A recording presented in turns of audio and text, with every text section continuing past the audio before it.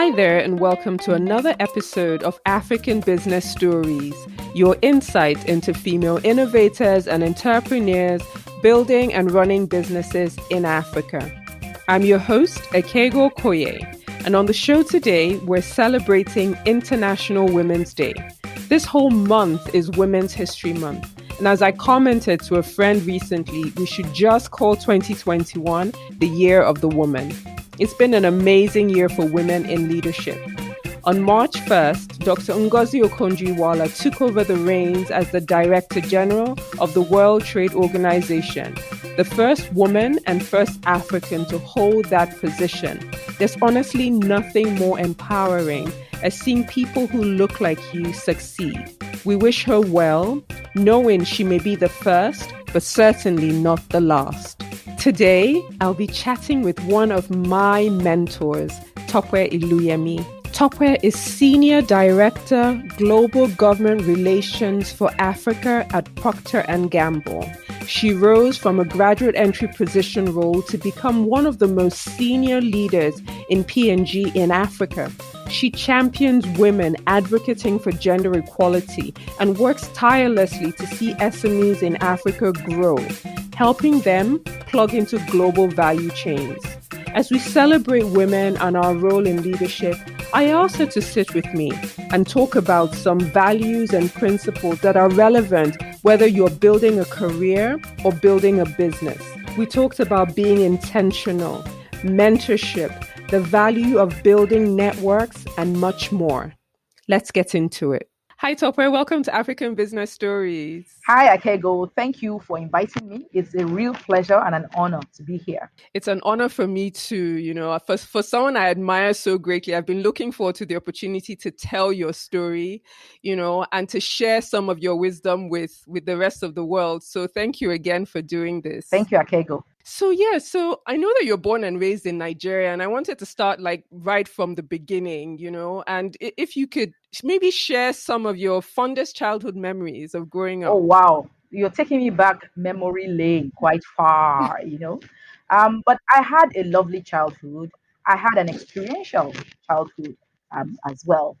The things I really enjoyed, apart from obviously playing with my friends in the neighborhood, I actually enjoyed going to school. I enjoyed my last school because I, at one point, had to go to a state school where I did have a good experience. They were teaching us in, maybe what we call vernacular, and it really wasn't inspiring. But after a year in that school, and my parents realized that it wasn't such a great school, we ended up in a fantastic private school where I made lots of good friends, some of whom I'm still friends with even today, and that was great. Now, another thing that I enjoyed about my own childhood, growing up, teenage years, was my parents also moved around a bit. My dad got an expert assignment in the multinational company he was working for to head the sister company in Kenya. So every holiday, I took a trip. I was the envy of my friends.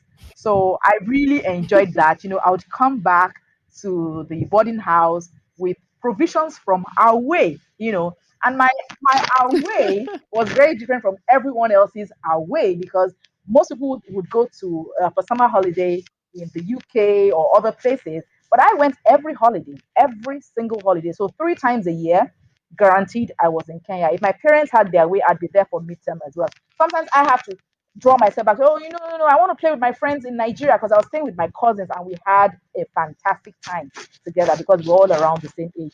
So I had a very happy childhood, a very supported childhood. I also grew up in a big family. So we're a family of 6 girls and 1 boy, of which I'm the second. So it's very, very exciting. I'm never without friends, even up till today. We're still very close.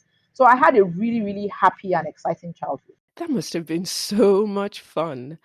So you studied pharmacy at university. Was Procter and Gamble, P&G, was that your first job after university? Interesting. I can almost say I've been working all my life because I'm entrepreneurial in nature. I'll tell you a little story. So when I graduated from university, I obviously, like most people, were going abroad, especially in the in professions like myself. So, a lot of my friends in medical school. So I wanted to try that out, and I told my dad that I wanted to go to the UK. He was supportive, like decide what you want to do, but maybe just go try out, living there for a short while and then coming back. So I spent about 2 months in the UK. Uh, Interestingly, by that time, I had been offered a job at P&G, but I also told my hiring manager at the time that I had a trip ahead of me and I couldn't start for about 3 months. And it was like, fine, it's okay. We'll wait whenever you're back. So I went to the UK, and when I came back with two suitcases of clothing, and other materials. Some were meant for me to start my new job, and some was meant for sale. But I ended up selling everything. So I made money. When I was in school as well, during the breaks, the ASU strikes back then, I was always busy doing something. As a pharmacist, when I qualified as a pharmacist, I could also do what you call the locum job. So my first job, was my internship program, which I served in a hospital, but it was almost like a half day role because it was in the military hospital. In the afternoon, I'd resume my locum job. I've always been entrepreneurial. I people say I can sell ice to an Eskimo. I'm like that. So I joined P&G to expand my knowledge, to learn new things, to learn structure, to learn how multinational organizations work, with the hope that one day I will then consolidate all that knowledge and my own love for selling, and consolidate that into my own business. That was my intention when I joined P&G. But you've been at P&G for 22 years so far. Yes, like I said, I joined, I wanted to just get the experience and, start my own job, my own business. So, well, 22 years later, I guess all that is water under the bridge. And you probably wonder how I've been there for so long. It's rare. So, first of all, P&G is one of those very few multinationals around the world who still have a promote from within policy. Now, because of this policy, Hmm. it makes us develop policies that will help to grow our people, inspire them, and enable them to maximize their potential even while in P&G. So you may have seen also from my bio that I've had a broad set of experiences in P&G. This is one of the Hmm. things that has obviously kept me this long. I have been supported throughout my career. I have had the opportunity and the exposure to different roles, different geographies, different cultures. I mean, in the 22 years that I've been in P&G, I might as well have been in four different companies for all the experience that I've gathered.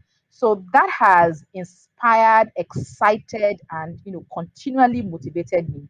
In addition to all the various policies that support me as a person and as a woman in the company. So what do you say to young people who are trying to navigate their careers or their businesses in terms of being intentional? What do you say to young people trying to navigate? Well, I don't think there is an option to being intentional about where you want to be. We tell everybody to start with a goal. Where do you want to be? 5 years from now, 10 years from now. So just like I started my story, when I joined P&G, I had a 3 year horizon, and I knew exactly what I wanted to do when I joined P&G. But what I did not know at the time I was joining was what P&G had to offer me. So, but when I got into the company, I adjusted these goals, changed my strategy to Hmm. ensure that I got the best of where I was, obviously in roles that I was enjoying. And in many cases as well, there's also life. Life happens. Does the career or the job that you have, does it support you when life happens?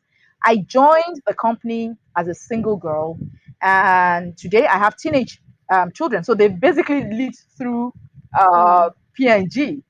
So they understand, they've been with me through my moves, they've been with me through the different changes, and they're thriving as well.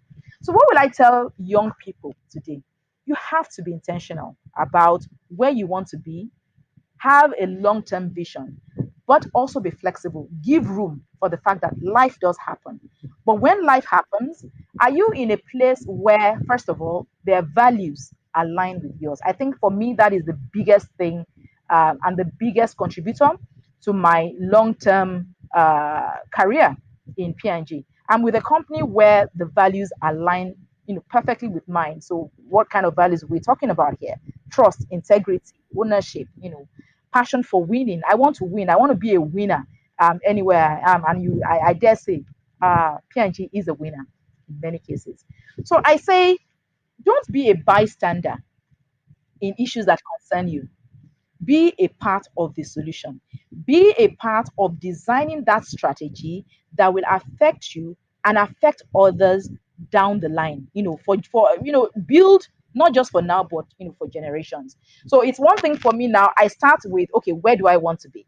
I talk to my boss about it. Many times I put down the strategy, I design the strategy, and we have a conversation about it.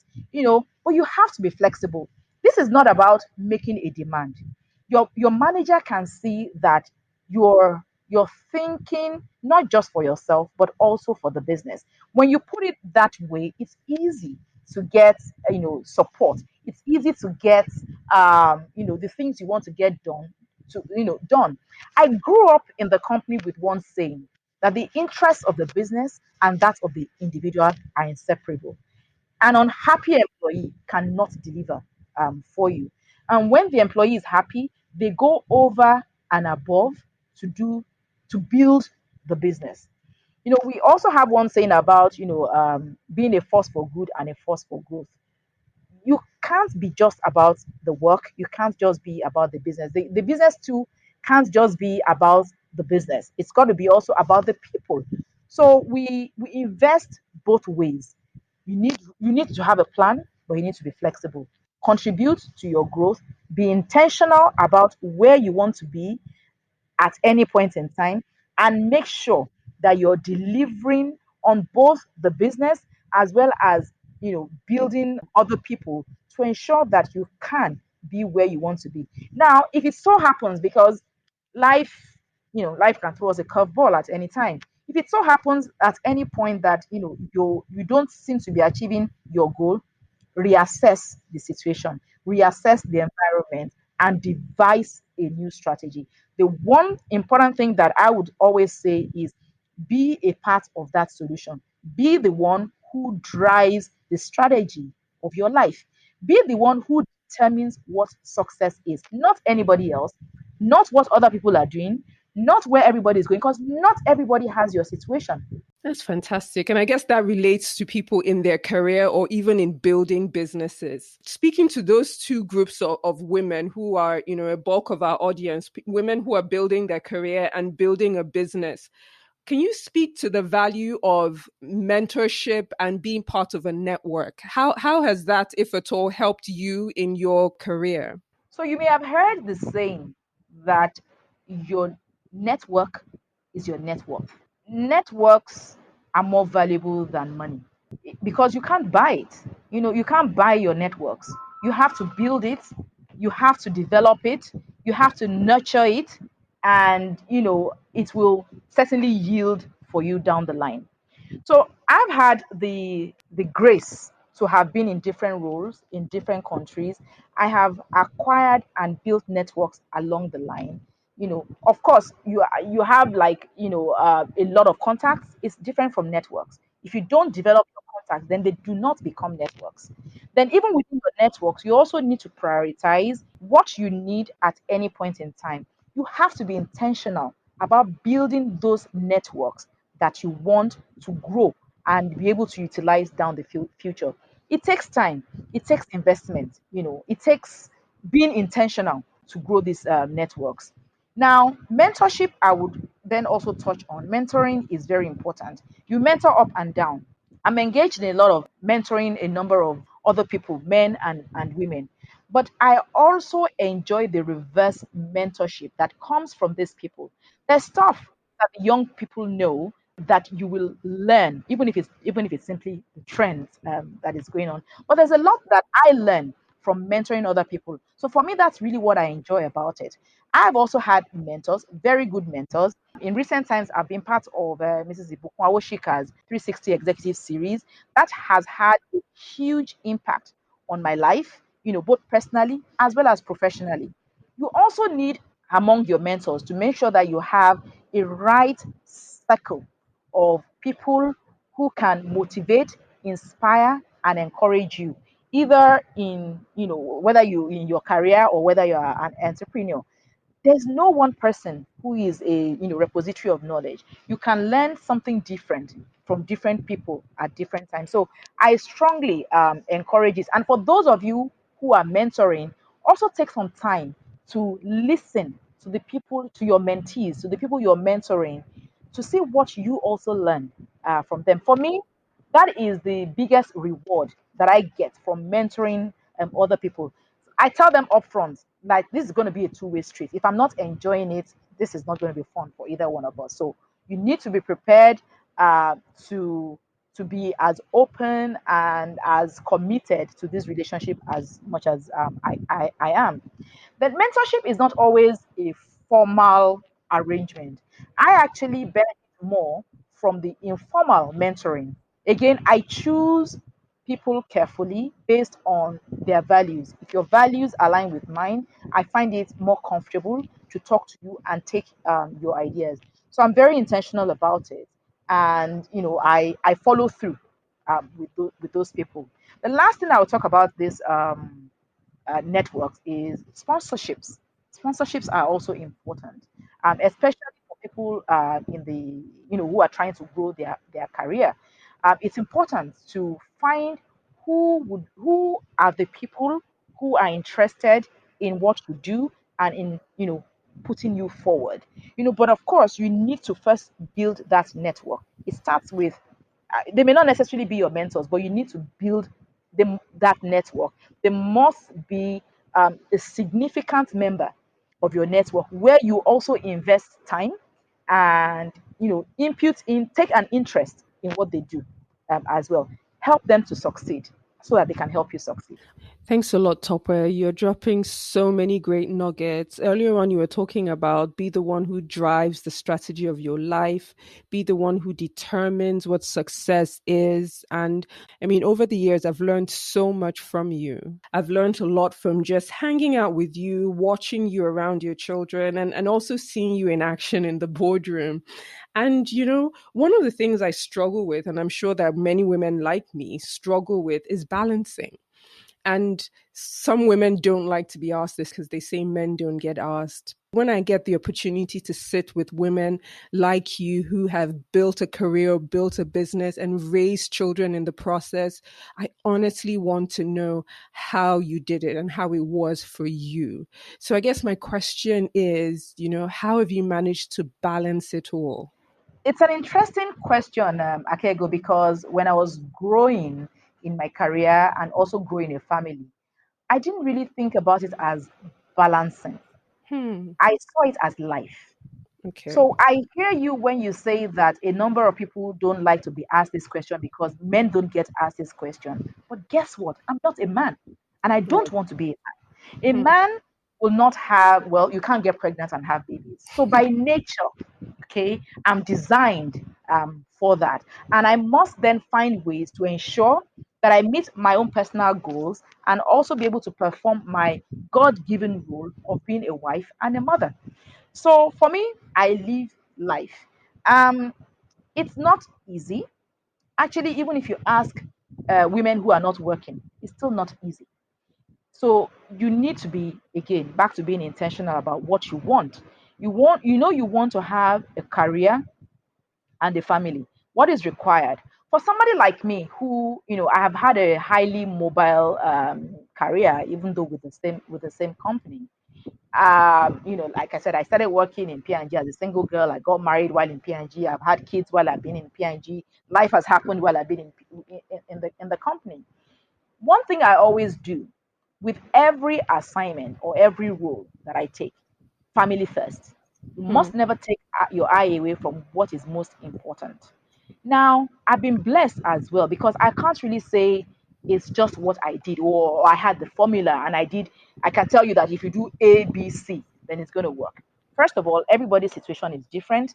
Everybody's needs are different. You need to analyze your needs and then figure out what it's going to take to make you succeed. Starting with making that decision that I want to be a working wife and mother. A few things that I can share, though, is like I said, prioritize the family. Every move I make has to work for my family. If it doesn't work for my family, I'm not going. I always have this vision of myself when my son was what 9 months old, laptop in one hand, baby Bjorn on the other hand, and we were boarding flights together.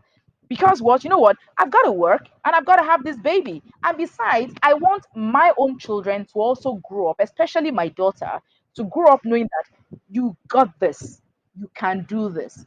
So I have to live that life, one, the way I want it lived, and also feel that I owe it to my daughter to show you that, like, if you want to do it, you can. So I take them everywhere. I literally take my babies everywhere. Then, as they grew older, I explained my work to them. Many times I'm away, quite often. I must not leave out the fact that I have a very, very supportive husband, and that has really helped. Despite the fact that we're both career people and oftentimes in different places, he doesn't mind dropping everything and flying miles across the ocean to come and help me babysit if I really, really had to be somewhere. So, and the same thing, I'd do for him. So that is one very significant thing that makes a huge difference. So I tell my children about the work that I do, what is it exactly that I do, why it is important, and sometimes when I have the opportunity, I take them to work. By the way, this was also a lesson that I learned from my own boss, my female boss. I've had lots of female bosses, fantastic women leaders, by the way. So she told me this, and I practiced this, and I saw that it worked. So I'm passing that gem down to other young working moms there as well. When you do have the opportunity, it's going to make your life easier down the line. My daughter can tell you stories about what her mother does. She's so protective of me. Like if I come home and I can't do anything, I just want to rest. Look, mommy has had a really tough day. She's been speaking to this. No, she protects me. She even will tell her dad, no, daddy, don't bother mommy today. She's tired, because she's been through my day. Ladies, you are going to save yourselves a lot of headache down the line, if you do this. So those are really basically the things I do. And then, a lot of grit. It's not easy, I have to tell you. It's not. But when you're intentional and you're determined to do something, you will find a way.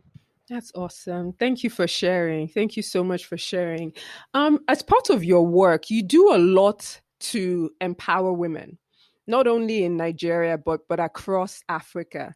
So, in terms of the work you're doing at PNG, can you share a little bit about some of the initiatives that you've put together and deployed, on the continent to support female entrepreneurs and SMEs? Wow, one of my favorite topics. As P&G is a strong supporter of women. I mean, even I am testimony to how fantastic the company is in terms of developing women. So we take this externally as well, and there are several programs. Starting with the young girls and education. Getting into women entrepreneurs and empowering women to really live their best life. So we have a program called the Always Keeping Girls in School program, which is to educate young girls about the changes that happen in their bodies. There are several studies that have shown that girls drop out of school during their periods because they don't have access to adequate protection like sanitary pads. So it's been studied. We have studies that have been independently checked through there's a college in Virginia that ran the study, and we instituted the Always Keeping Girls in School to reduce the dropout rates of girls in school, especially that happens during their period. So you can imagine if you don't come to school 5 days every month, add that up, it does count towards the pass rate of these girls.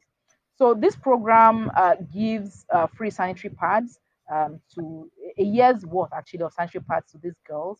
Usually we run it in the rural areas or the semi-rural areas, and we also educate them about the changes that happen in their body enabling them to have confidence, to help them build their confidence during this period. We all know that whenever girls hit puberty, they hit their confidence hits the lowest levels in their lives. Every girl needs Mm. support at this period. Many times they don't really understand what is happening in their bodies. And in our cultures where people don't talk about these things, menstruation is still taboo. I mean, we have kids all over the place and still we can't talk about menstruation. In some cultures, women or girls are cast aside during their Mm. periods, until they're considered, unclean or impure. So we need to talk about these things and help our young girls and our society to see this as normal. It is normal. It's a normal bodily function, and it's been going on, guys, for centuries. So from the day we're all created, so it really shouldn't be anything shrouded in mystery. So we bust those myths. We help to build Yeah. the girls' confidence, and we provide them with sanitary pads. And we've seen, if I use Kenya as an example, the location where we ran the studies, we've seen a 30% increase in the girls' attendance and eventual outcomes in school. So these programs really work. We also have, for the women entrepreneurs, we have lots of programs. We just ran our SME Academy, which was flagged off by the Vice President of Nigeria, Professor Yemi Osinbajo, as well as the Minister of Industry, Trade and Investment, Otumba Adeni Yadebayo, who were partnered along with Bank of Industry. So this reached out not just to women, but to everybody. But we also have a women entrepreneurship development program focused specifically on women entrepreneurs. We run this program through UN Women and We Connect, and this is aimed at providing basic business skills to women owned businesses, enabling them to integrate into global value chain like ourselves. So these are just one of the many programs. We have a program with UNESCO as well, Mm. where in the last 5 years, we've reached over 110,000 girls with basic education and literacy skills, as well as helping to empower women to develop entrepreneurship skills. So we have a lot of programs, but I'll just limit it to those. Those are some excellent initiatives. So, Tope, what's next for you? So, like I said, you define your own future, you define where you want to go. I see myself, continuing to acquire the right skills to achieve my own goals, both personal goals as well as professional goals. I don't believe the sky is not the limit. I've had a fantastic career and a fantastic journey so far. But more importantly, I see myself impacting other people. So I'm beginning even to see the results of some of the interventions that I've had with other people. And that makes me really, really fulfilled. So for me, the sky is not the limit. We'll keep going as high as possible, but never lose the fact that for me, the biggest reward is seeing lives impacted, seeing other women have a seat at the table, seeing other women grow as well. And I'm committed and contributing my part to ensuring that I play that role. That's fantastic. So as we celebrate International Women's Day, I wonder if you could give one piece of advice to women building their businesses or building their career. What would that advice be? So again, I'll just repeat: you are the architect of your own future, or be the architect of your own future. Don't leave your career or your business decisions to just other people. Be a key player because you're the one who knows where you want to take this to, and you need to then devise strategies to ensure that you get there. I'll also add one thing I see that seems to limit a lot of women is our beliefs, our mindset. Sometimes, because many women in many cultures are repressed, I would say, you're not supposed to shine, you're not supposed to speak up, you're to be seen and not heard. Thankfully, a lot of that is being debunked, but there because many of us have grown up in that culture, you have to be intentional about breaking it. You need to, I will call it giving yourself permission to shine. Okay, you can. You are allowed to shine, and there's nothing wrong with it. A guy will go out there and sell himself, like no tomorrow.